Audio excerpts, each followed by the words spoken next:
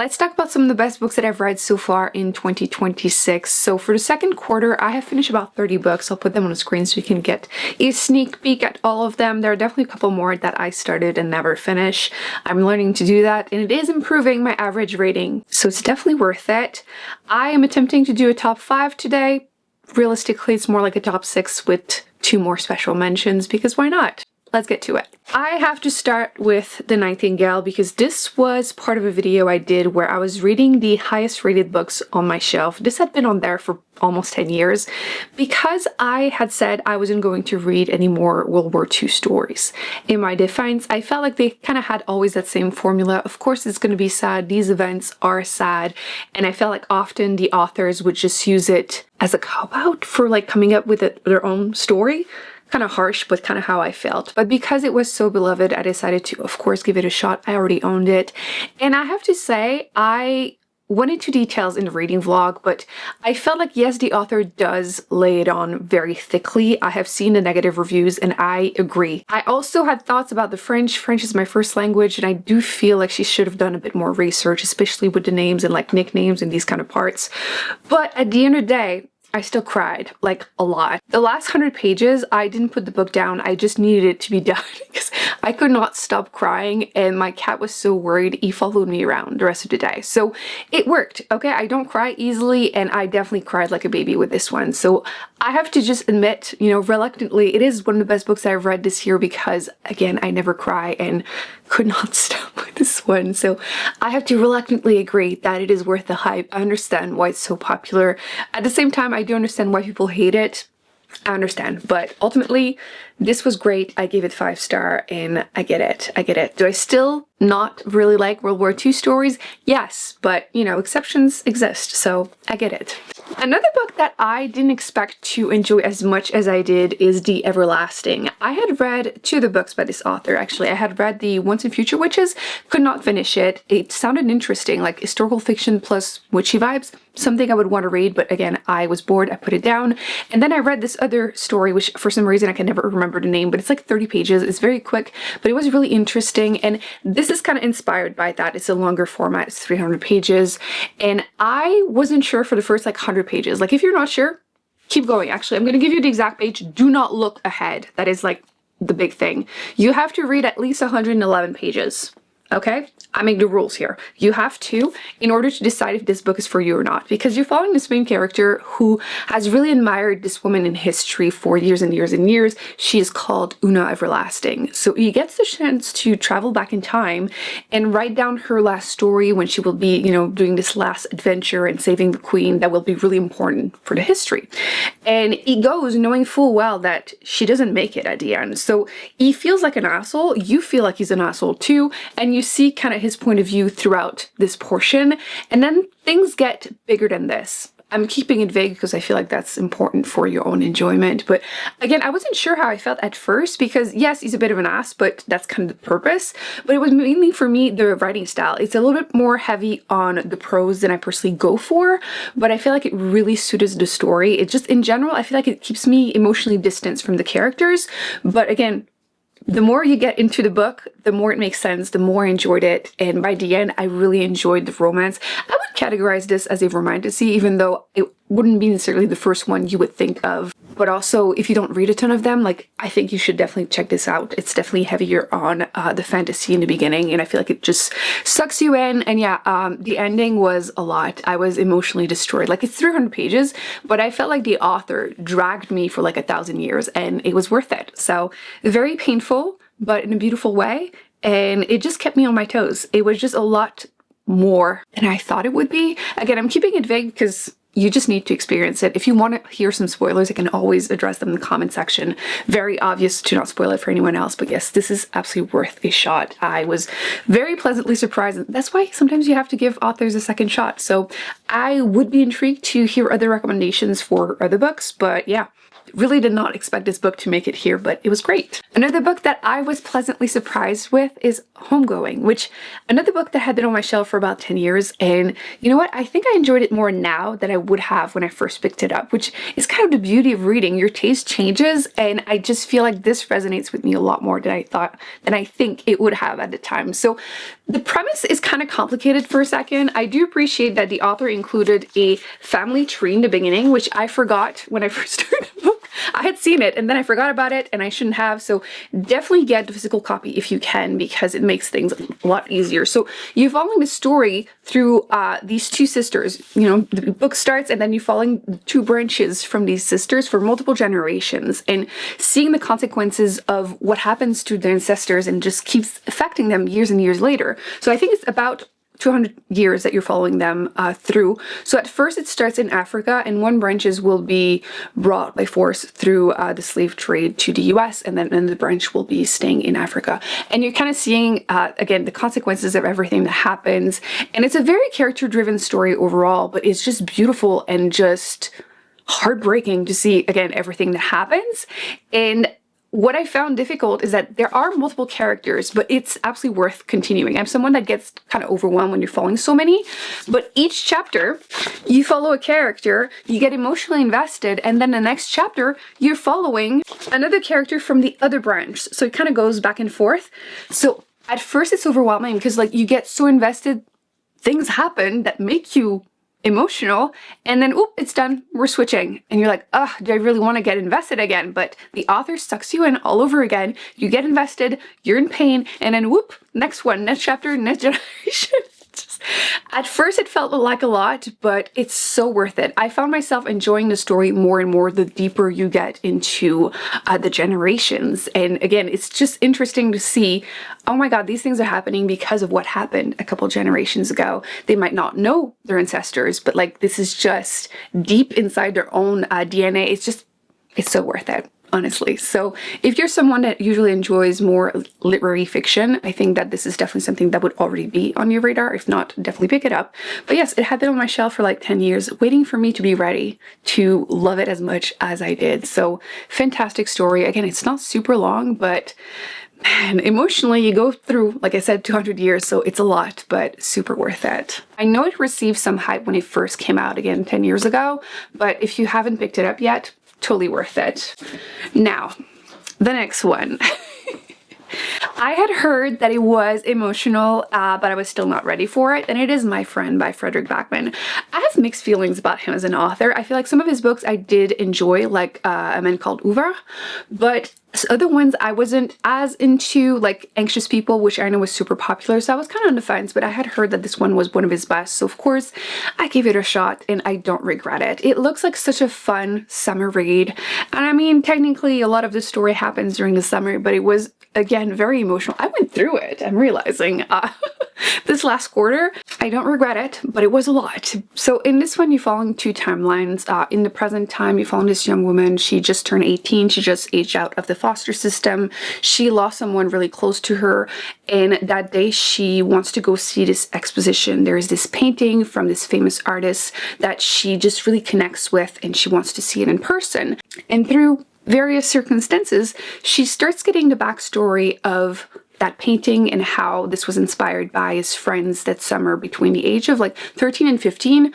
That's kind of the backstory you get from the friendship and how he came to paint that painting. And it's heavy in grief. It's heavy on the prose. I mentioned during the vlog I was reading this and that it reminds me a lot of Jen D. Nelson writing wise. So if you're someone that enjoys that kind of writing, it reads a little young adult, to be honest, and you enjoy like very artistic narrators and just characters in general, and you love stories about grief. She has 3 books that are just exactly like that. And again, if you had hidden the character, the author's name, I would have thought it was one of her books. Just saying. I love this. I was emotionally devastated. I do think it was worth it. Summer read, I guess, and by the end, the author means for it to be hopeful. Like I see it, but feeling it less so. I was. They go through a lot. The characters, like for example, the younger version narration that you get, the kids are all going through it with their family, like domestic violence or just neglect in general, and you're kind of seeing them outside. It feels nostalgic because, you know, they don't have phones or anything at the time, so kids just, oh, the sun is up, we go outside until the sun goes down kind of thing, which not everyone grew up that way, but it's just beautiful and painful in a beautiful way. So that's what I'm going to go with. But yes, if you had seen it and you weren't sure if it was worth the hype, I do think it is. But yes, it does read a little young adult, but worth it. So the last book in my top 5 is actually not out yet, and it is Age-Free of Blood, which is the 3rd book in this series. I highly recommend it. The first book is A Tainted Cup, and they're like murder mystery in a fantasy world, and the author has written quite a few of those, and I've enjoyed quite a few of those, most of them really, and I highly recommend this series. He is planning on writing more. As long as the series is popular enough, they're gonna continue paying him for it, so like, check it out. I want you to actually check it out because I want more. So you're following these two characters, Din and Anna. He's the assistant to her, and she is kind of a Sherlock Holmes in like a magical world, and she is sent to these more remote places to investigate these, again, high-profile murder mysteries. So in this one specifically, you have these two important families, and the daughter of one of them was murdered by the son of the other family, so they're sent because they are trying to avoid a war between the two families that are, again, very important. But it seems like there's more to the story to it, and you kind of go through this family drama, again, still a murder mystery, kind of hints of like horror and like, I would say, T. Kingfisher as an author, if you like her horror books. I can never say that word. And yes, I loved it. I think this is my favorite in the series. This was, again, a 5-star for me. Could not put it down. It felt long in a really good way. Like, you really went into depth into the characters. You learn more about the world building because, again, through just the murder mysteries, you kind of hear hints of what's going on in the world, some political intrigue, of course, and you're getting more information about Anna, again, as a character, because she is strange, but in a really addicting way. And I laugh a couple times every time in the book, usually because of her, because, again, she's very entertaining. I'm super excited that the ending definitely didn't feel like an ending, that there's not going to be any more books in this series. So I'm hoping that he gets renewed and we get 3 to 6 more. That's what he was planning. So hopefully he gets to do that because I will read all of them. So love these, highly recommend it. It's coming out in the beginning of August. Definitely check out the series. I loved it. The one that makes it a top 6 instead of 5 is Neverworld Wake, which was a huge surprise for me. It was a recommendation by some of you actually, because I am a huge fan of time loops. In general, I will try every single book that I hear that has a time loop. And this one is technically a young adult book, which I've been more and more picky about those. I feel like often they read a bit too young for me, but it wasn't the case. In this one, I felt like it just made it very readable. So in this one, you follow the main character, and the year prior, her boyfriend, they went to this school with like rich kids, but she's not, and she has this group of friends, including her boyfriend. He dies in kind of weird circumstances. It's labeled as a suicide, but is it? You know, rich people, they're just kind of keeping it hush hush. So she left the school, and a year later there's a birthday party, so she decides to go. And as they are going back home, there's an accident. They don't realize it. They make it home, and this weird man shows up and is like, actually, you were in the car accident. You did hit that car, and all of you are between life and death, and you have to choose one of them to survive. Only one of you. No one wants to pick one person. They want to be the person that survives, obviously. So during that time loop, they're stuck for 11 hours. It says so. It says so here. It's 11.2 hours, 672 minutes that they're repeating every day. And they're stuck in that time loop until they find someone. So you can imagine how long that lasts, because nobody wants to be picking. So they kind of try to go do their own life, their own stuff. And the main character decides to use that time to try to figure out what happened to her boyfriend. So it becomes a lot more than that. It went some twists I didn't see coming in a really good way. Like, you know, when you're reading a book and it's taking you by surprise, like, oh, I didn't think you were going to go that far into that. And it just kept my interest going. And yeah, took me by surprise. Loved it. So if you're someone that enjoys reading like time travel, time loops kind of thing, you need to try that one out. It was fantastic. Highly recommend it. Super readable. So yes, I love the cover of this one too. So yeah, great. Kind of murder mystery also. It's just so many different genres all in one. So yes, this is my number 6 in my top 5. Now the 2 special mentions, the first one is 7 Days in June. I don't read a ton of contemporary romances, but this one I thought was fantastic. The main character is 32. Yep.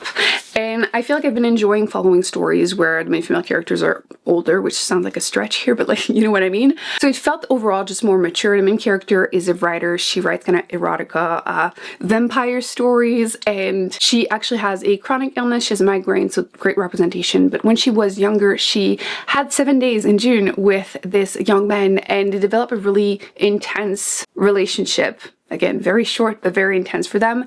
And he also became famous writer, and then they get this chance, you know, 15 years later to meet again for June. And maybe they're now ready for a relationship. So this was good. I definitely recommend it. And then the other one, I could not mention this book because it has been everywhere, and I finally read it yesteryear. People either love it or hate it. I say no matter what, it is entertaining, and I feel like this is the book club book of the year because nobody will not have a lot to say about it. Actually, this copy is leaving me tomorrow, okay? I have a couple books that I'm letting other people read, and I know so many people that want to read this, and I want them to read it because I want to talk about it because so much happens, and it's just a lot. So you've probably heard of the premise. The main character is a trad wife influencer, so that's how the book starts. She's very famous, she makes a lot of money, and then you go back in time. There are two timelines. There's one where she's stuck in the 1800s, so it's kind of a satire, right? Like, oh, she got what she wanted, like, you know, this whole idea that trad wives actually would prefer living in the 1800s and kind of getting what she asked for. And then you also get the timeline of her being a young woman going to university and, you know, developing a relationship with her husband, becoming this famous influencer. So I enjoyed the two timelines. It was interesting. I will say I think that the ending is a huge part that divides people. I feel like I tend to be a bit more lenient with like weird endings in general. Like when you have such a unique premise of like, again, time travel in a more contemporary setting, it can be kind of jarring to choose something, but I just request that the author chooses. Like pick something and go for it, and that's what she does. So no matter how I feel exactly about the ending, I'm just glad that she did pick something. I feel like too many times it feels like the author is like, I don't know, so I'm just going to keep it vague and not do my job. In my opinion. So I'm happy that she did do that. But yes, this book will open a lot of discussions. I just kind of wish, the reason it's not part of the official top 5 is because I kind of wish she had went a bit deeper, because in the beginning it looks like she's going to, like she's mentioning, a lot of people found her very unlikable, but I thought it was just very strong opinion and the author was portraying her as being smart. I feel like there's this idea on social media sometimes that like, oh, right-wing women are dumb, they don't realize what they're doing, they're victims even of the situation, and they're not supporting, you know, politically racism and all that stuff. And I felt like she was showing that no, she knows exactly what she's doing, she's very smart, and she's going for what she wants, and she is supporting, again, there's some political stuff that happens, she is supporting it, but I felt like she could have went a little deeper into that. But overall, again, extremely entertaining, and I cannot wait to hear more and more reviews because, again, there's no way this book is going to disappear anytime soon. At the end of the year, a lot of people are going to put it either in their best or worst books of the year, so definitely worth checking out, if not just for chit-chatting with people. So this is my top 5-ish best books that I've read during the month of April, May, and June. I cannot wait to continue. I feel like I'm having my best reading year probably ever. I found so many 4 or 5 stars, and I cannot wait to hear your thoughts if you have read any of these. Again, if you wanted me to discuss some spoilers in the comment section, I can always do that, but also I want to hear about your best books so far during the month of April, May, and June, the last quarter, because I'm always looking for more recommendations. Actually, I'm going to put on the screen, I did a video about the most popular books of the year so far according to Goodreads, and I had read quite a few of them, so you might be able to find more books to check out. And I recently tried some romantasy books because I am not really a romantasy girly, but I'm discovering that some of them are really entertaining and the bad ones are really terrible, which is also fun to review, and I will see you there. Bye.